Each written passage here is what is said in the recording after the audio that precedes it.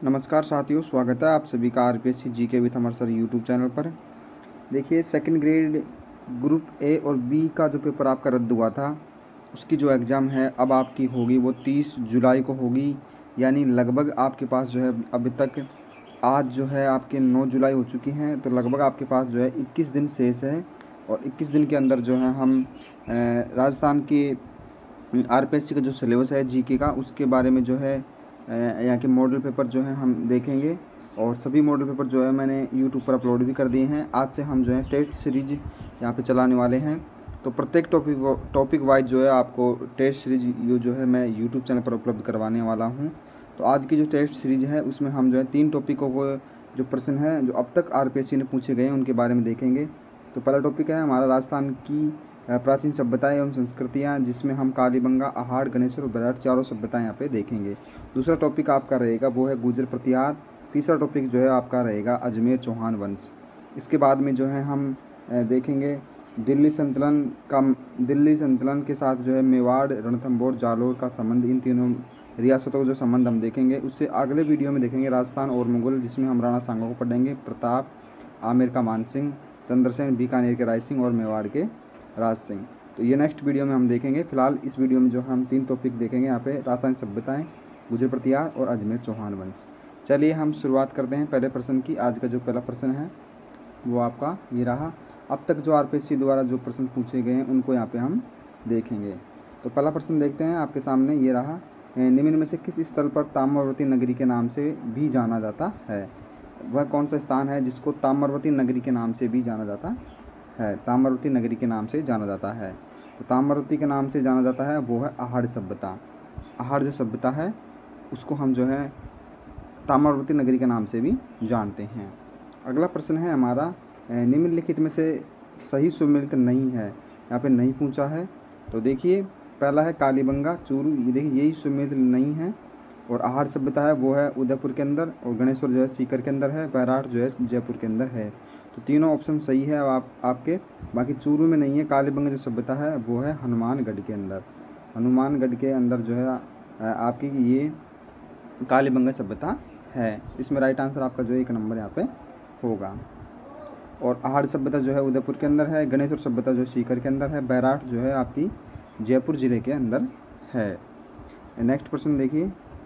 अगला प्रश्न है हमारा, किस पुरातात्विक स्थल को धूलकोट के नाम से भी जाना जाता है? धूलकोट के नाम से भी जाना जाता है। तो अहाड़ सभ्यता को जो है धूलकोट के नाम से भी जाना जाता है। अहाड़ सभ्यता को जो है धूलकोट के नाम से भी जाना जाता है, और इसे हम जो है ताम्रवती नगरी भी कहते हैं। ये आपका जो है ध्यान में रखना है। धूलकोट एवं ताम्रवती नगरी जो नाम है वो है अहाड़ सभ्यता के।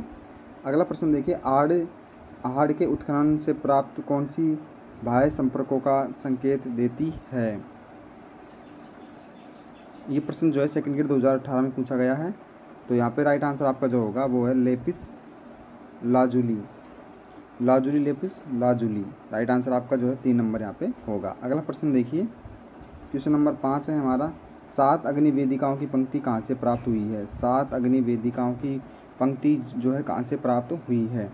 तो अग्नि वेदिका जो है 7 अग्नि वेदिका पंक्ति वो है हमें कालीबंगा से प्राप्त हुई है। ऑप्शन नंबर 2 आपका राइट आंसर यहाँ पे होगा। अगला प्रश्न देखिए, किस पुरातात्विक स्थल पर चित्रित शैलेश्वरी प्राप्त हुए हैं?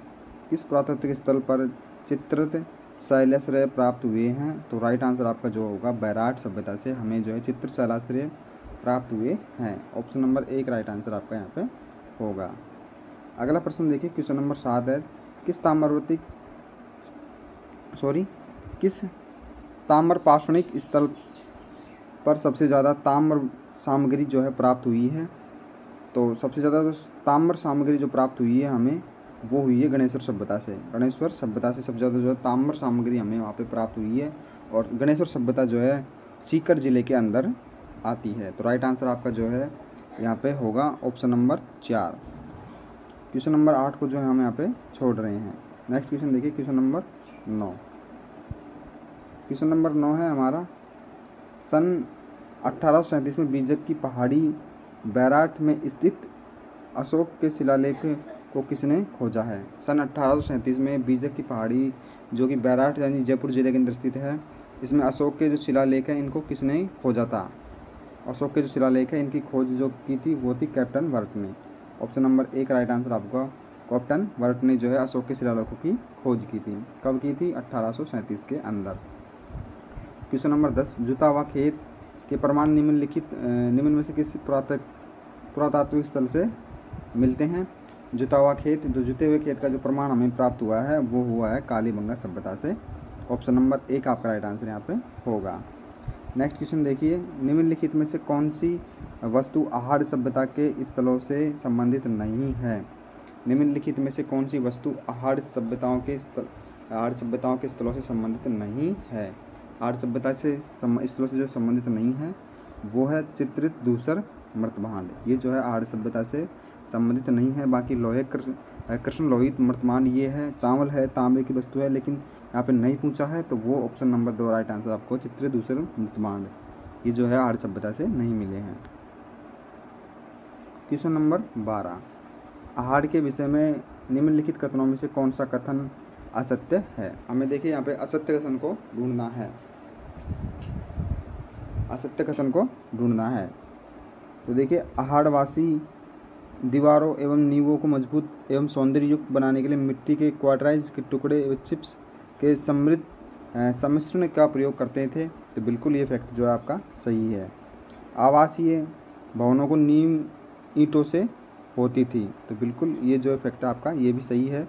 आहार के उत्खनन में मानव जीवन के विभिन्न चरणों पर प्रकाश पड़ता है। तो बिल्कुल ये फैक्ट भी आपका जो है सही है। यहाँ पे सही नहीं है तो वो है 2 नंबर का, मिट्टी एवं कच्ची ईंटों का निर्मित भवन अभी भी उपलब्ध नहीं है। तो बिल्कुल अभी भी उपलब्ध है, ये फैक्ट जो आपका गलत है। हमें वहाँ पे देखने को भी मिलता है। ऑप्शन नंबर 2 राइट आंसर आपका यहाँ पे होगा। अगला प्रश्न देखिए, क्वेश्चन नंबर 13, विराटनगर में प्रथम उत्खनन किसके नेतृत्व में किया गया? प्रथम उत्खनन जो है किसके नेतृत्व में किया गया था? तो ये आप सभी को पता है। प्रथम जो उत्खनन किया गया था वो किया गया था दयाराम साहनी के नेतृत्व में। ऑप्शन नंबर 4 आपका राइट आंसर होगा। बैराट जो सभ्यता है इसका जो प्रथम उत्खनन जो है वो दयाराम साहनी के नेतृत्व में किया गया था। ऑप्शन नंबर 4 राइट आंसर आपके यहाँ पे होगा।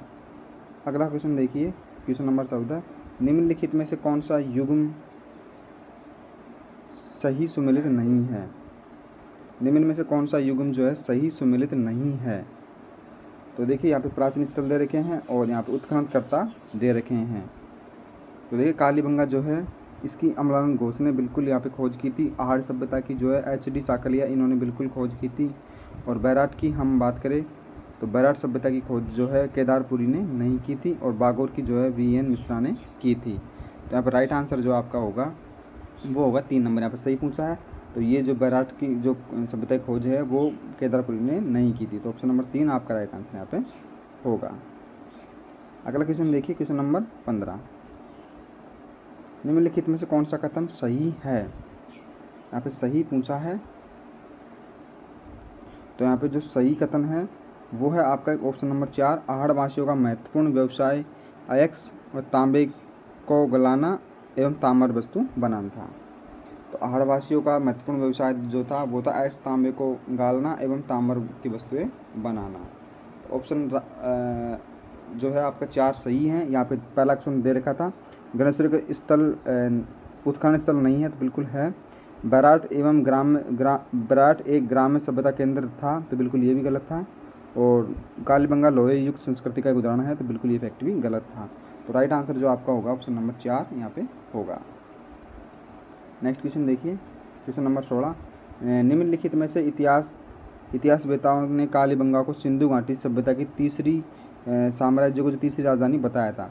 तो देखिए, इतिहासकारों ने जो है कालीबंगा को सिंधु घाटी सभ्यता की तीसरी राजधानी कहा था। वो कौन से लेखक थे? तो उन्होंने दशरथ शर्मा जो हैं, डॉक्टर दशरथ शर्मा इन्होंने जो है कालीबंगा को सिंधु घाटी सभ्यता की जो है तीसरी राजधानी बताया था, तृतीय राजधानी कहा था। तो ऑप्शन नंबर 3 आपका राइट आंसर यहाँ पे होगा।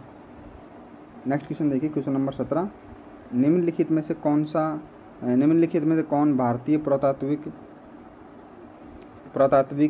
कालीबंगा की खोजकर्ता हैं? निम्नलिखित में से कौन भारतीय पुरातात्विक कालीबंगा के खोजकर्ता हैं?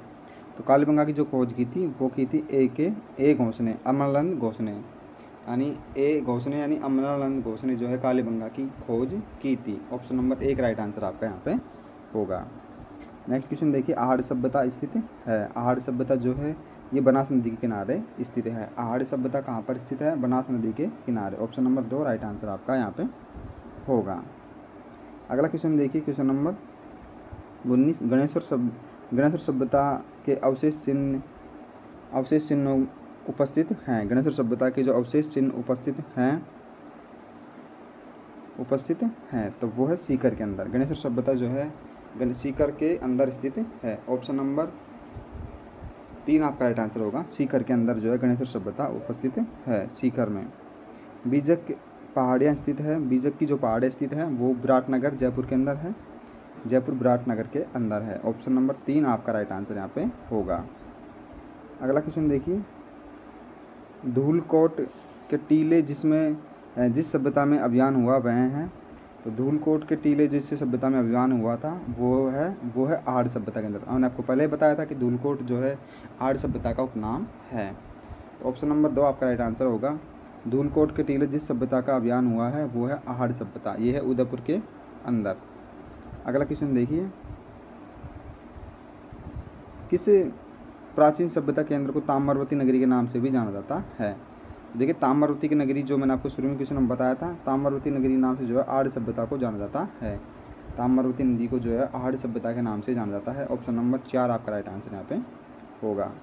क्वेश्चन नंबर 23 है आपका, प्रोफेसर HD साकलिया के निर्देशन में जिस सभ्यता स्थल का उत्खनन हुआ वह है। तो प्रोफेसर HD साकलिया के निर्देशन में जिस सभ्यता का जो उत्खनन हुआ था तो वो हुआ था आहड़ सभ्यता का। आहड़ सभ्यता का जो है उत्खनन HD साकलिया के नेतृत्व में हुआ था। ऑप्शन नंबर 2 आपका राइट आंसर होगा। बैराट, क्वेश्चन नंबर 24 आपका, बैराट में किस सभ्यता के अवशेष प्राप्त हुए हैं? बैराट जो सभ्यता है इसमें किस सभ्यता के अवशेष हमें प्राप्त हुए हैं? तो मौर्यकालीन सभ्यताओं के जो है यहाँ पे अवशेष प्राप्त हुए हैं। मौर्यकालीन सभ्यताओं के अवशेष जो है हमें बैराट सभ्यता से प्राप्त हुए हैं। ऑप्शन नंबर 4 राइट आंसर आपका होगा। क्वेश्चन देखिए अगला अपना 25वां क्वेश्चन है आपका, 1950 से 53 में कालीबंगा का उत्खनन कार्य जिस पुरातत्ववेत्ता का प्रमुख योगदान रहा वह हैं। तो 50 से 53 तक जो है अमलानंद घोष के द्वारा यहाँ पे खोज की गई थी। उत्खनन का कार्य जो है किया गया था। तो अमलानंद घोष के द्वारा जो है यहाँ पे उत्खनन कार्य किया गया था कालीबंगा का 1950 से 53 तक। कालीबंगा पुरातात्विक स्थल के किस दिशा में जुता हुआ खेत जो है मिला है? तो कालीबंगा में जो जुता हुए खेत के प्रमाण मिले हैं वो कौन सी दिशा में मिले हैं? तो वो मिले हैं हमें दक्षिण पूर्व दिशा में जो है हमें जुते हुए खेतों का जो प्रमाण वहाँ पे मिलता है। ऑप्शन नंबर 3 आपका राइट आंसर होगा। देखिए, जुते हुए खेत का प्रमाण जो है हमें कालीबंगा में मिलते हैं,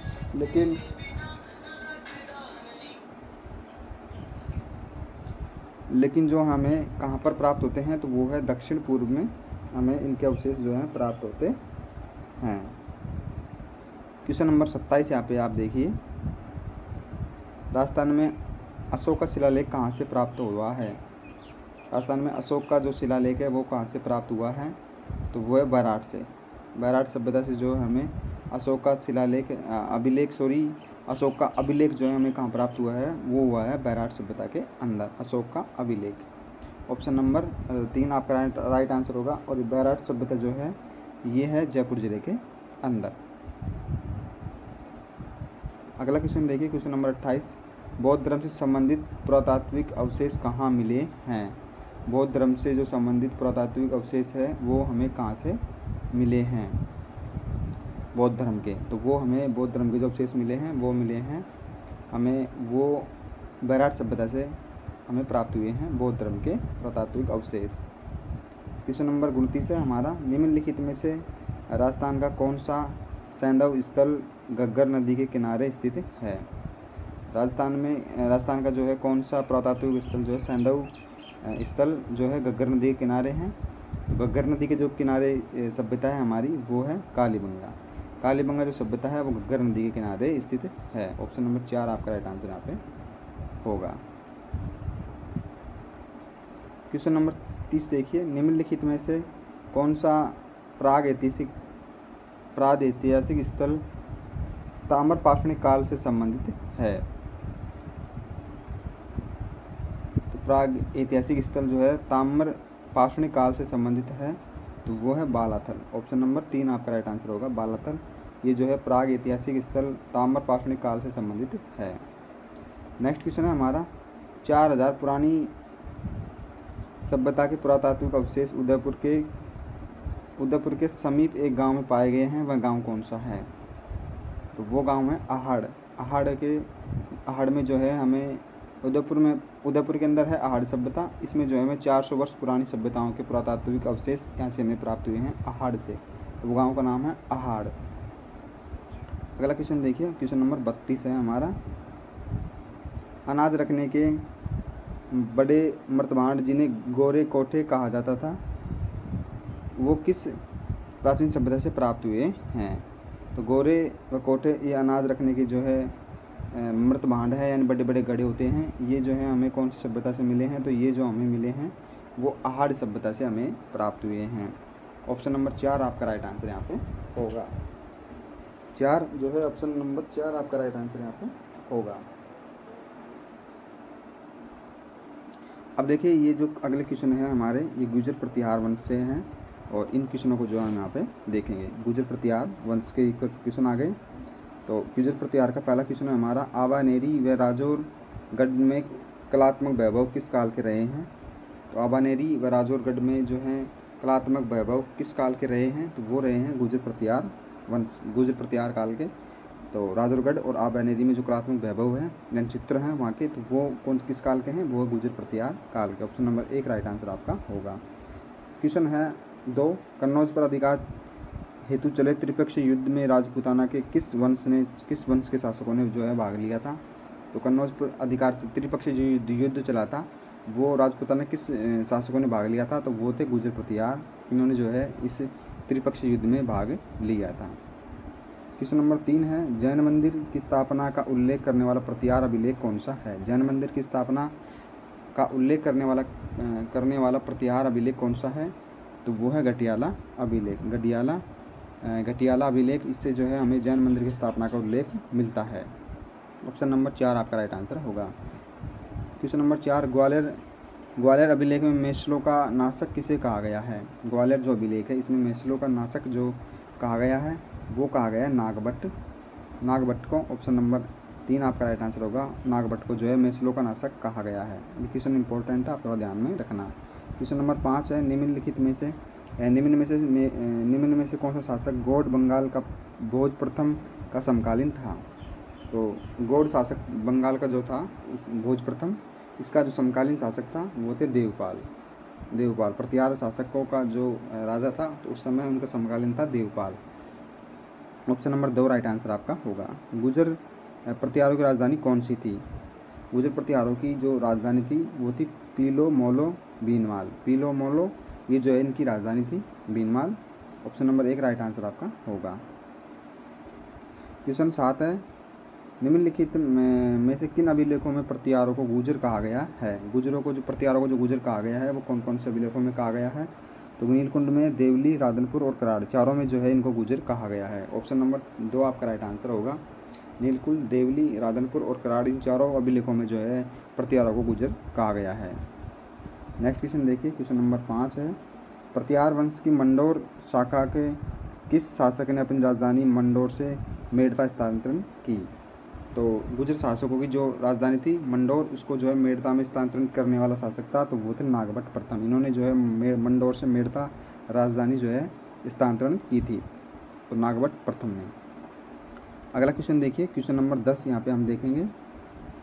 क्वेश्चन नंबर 10, प्रतिहार शासक जिसने जालौर को अपनी राजधानी स्थापना की, प्रतिहार शासक जिन्होंने जालौर को जो अपनी राजधानी बनाया था तो वो थे नागभट्ट प्रथम। इन्होंने जो है जालौर को अपनी राजधानी बनाया था। तो ऑप्शन नंबर 1 राइट आंसर आपका यहाँ पे होगा।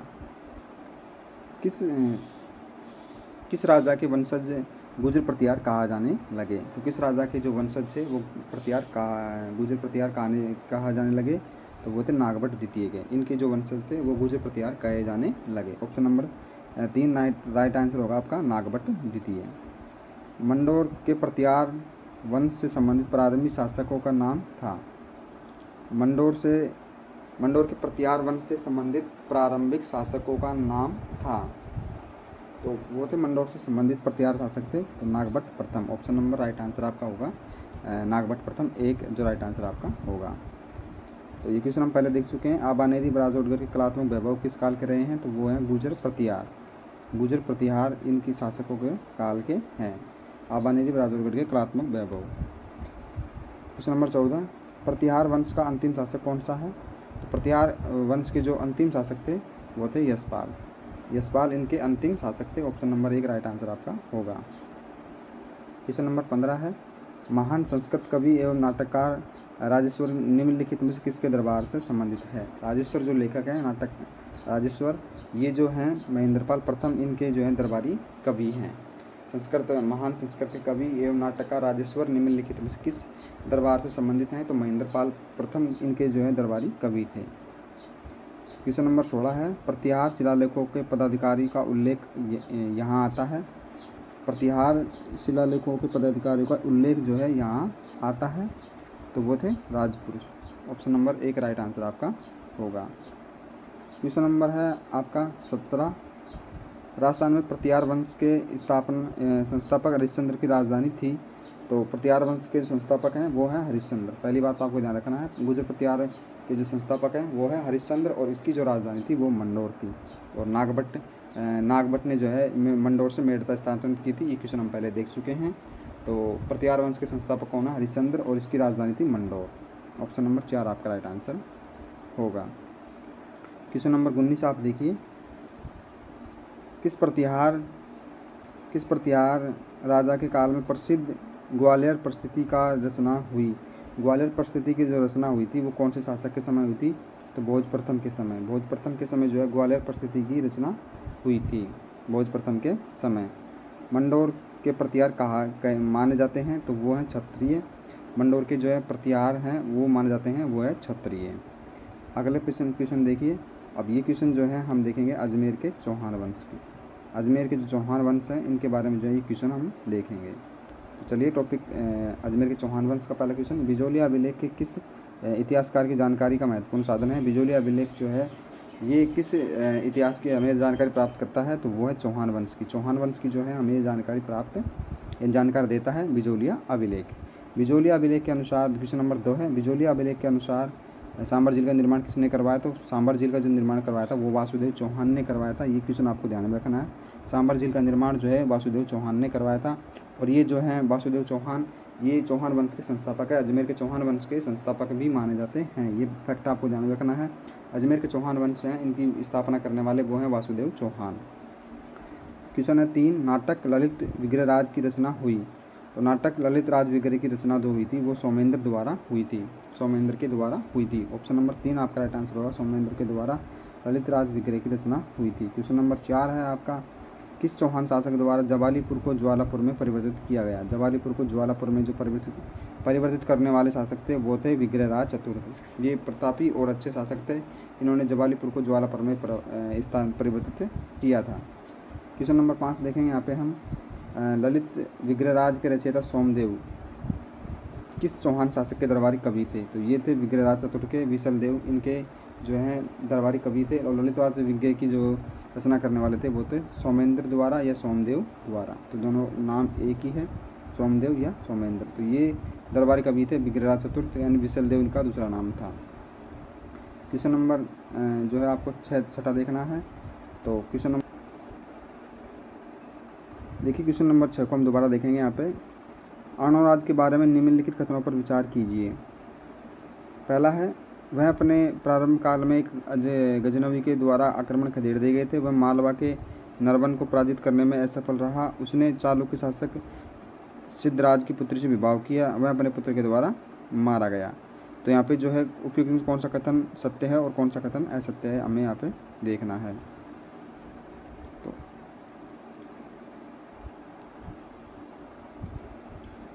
ऑप्शन नंबर 1 आपका राइट आंसर होगा यहाँ पे।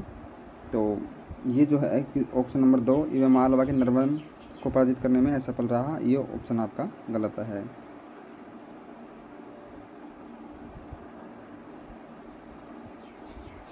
क्वेश्चन नंबर 7, चौहान शासक जो कवि बांधवन की रूप में जाना जाता है, कवि बांधवन के रूप में जाना जाता है, वो है विग्रहराज चतुर्थ। इनको जो है कवि बांधवन के रूप में जाना जाता है।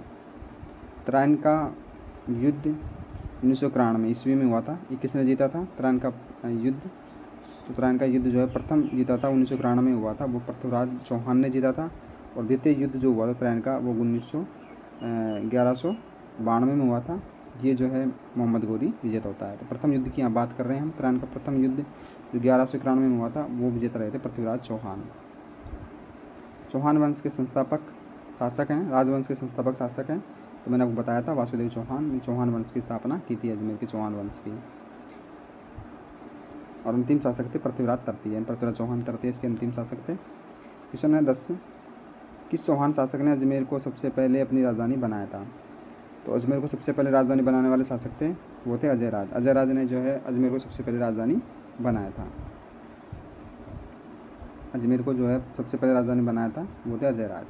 विख्यात स्मारक 2.5 दिन का झोंपड़ा तत्कालीन संस्कृत महाविद्यालय का निर्माण किसके द्वारा किया गया था? तो संस्कृत तत्कालीन महाविद्यालय का निर्माण करने वाले थे वो थे विग्रहराज चतुर्थ। इन्होंने जो है संस्कृत महाविद्यालय था, इसको जो है बाद में तोड़कर इन्होंने 2.5 दिन का झोंपड़ा बना दिया था। तो ऑप्शन नंबर 1 राइट आंसर आपका यहाँ पे हो जाएगा। अगला क्वेश्चन देखिए, 1191-92 में त्रायन के युद्ध के दौरान चौहान शासक राजा आक्रमणी शहाबुद्दीन गौरी से लड़ना पड़ा। तो त्रायन का दोनों युद्ध जो है प्रथम और द्वितीय ये पृथ्वीराज तृतीय ने किए थे। पृथ्वीराज चौहान तृतीय थे, इन्होंने जो है त्रायन का प्रथम और द्वितीय युद्ध किया था मोहम्मद गौरी के समक्ष। त्रायन का युद्ध लड़ा गया। त्रायन का युद्ध जो है मोहम्मद गौरी और पृथ्वीराज चौहान के मध्य में लड़ा गया था। त्रायन का द्वितीय और प्रथम युद्ध मोहम्मद गौरी और पृथ्वीराज चौहान के मध्य में हुआ था। कवि बांधवन की उपाधि करने वाला चौहान शासक है तो वो है विग्रहराज चतुर्थ। क्वेश्चन हम पहले देख चुके हैं, कवि बांधवन की उपाधि विग्रहराज चतुर्थ। नेक्स्ट क्वेश्चन देखिए 15वां, पृथ्वीराज चौहान तृतीय के समकालीन चंदेल का शासक था। चंदेल के शासक थे पृथ्वीराज चौहान के समय, तो वो थे परमारी देव। परमारी देव जो हैं चंदेल के शासक थे पृथ्वीराज चौहान के समकालीन। क्वेश्चन नंबर 16, गौरी के आक्रमण के समय चालुक्यों को सहायता देने के विरुद्ध पृथ्वीराज तृतीय को परामर्श देने वाला मंत्री था तो वो थे कंबवदास। पृथ्वीराज को जो गौरी जब मोहम्मद गौरी ने आक्रमण किया था उनको जो है चालुक्यों को सहायता से विरुद्ध पृथ्वीराज तृतीय को जो परामर्श देने वाला मंत्री था वो था कदम्बास। ऑप्शन नंबर 1 आपका राइट आंसर होगा। तो ये क्वेश्चन जो है 17 हम पहले देख चुके हैं। ये क्वेश्चन था ललित राज विग्रह रचित सोमदेव द्वारा किस शासक के दरबार का भी था? तो वो थे पृथ्वीराज चतुर्थ यानी विशल देव के। अगला क्वेश्चन है हमारा, निम्नलिखित में से किस शासक के राज्यकाल के दौरान दिल्ली शिवलिंग स्तंभ उत्कीर्ण करवाया गया? निम्नलिखित में से किस शासक के राज्यकाल के दौरान दिल्ली शिवालिक स्तंभ का जो है उत्कीर्ण करवाया गया था? वो थे विग्रहराज चतुर्थ के समय। ऑप्शन नंबर 3 आपका राइट आंसर होगा। तो ये थे आपके आज इम्पोर्टेंट क्वेश्चन। हमने जो है 3 टॉपिक्स देखे हैं यहाँ पे, सिंधु सभ्यताओं से संबंधित और गुजर प्रतिहार और अजमेर के चौहान वंश। कल का टॉपिक जो हम वो देखेंगे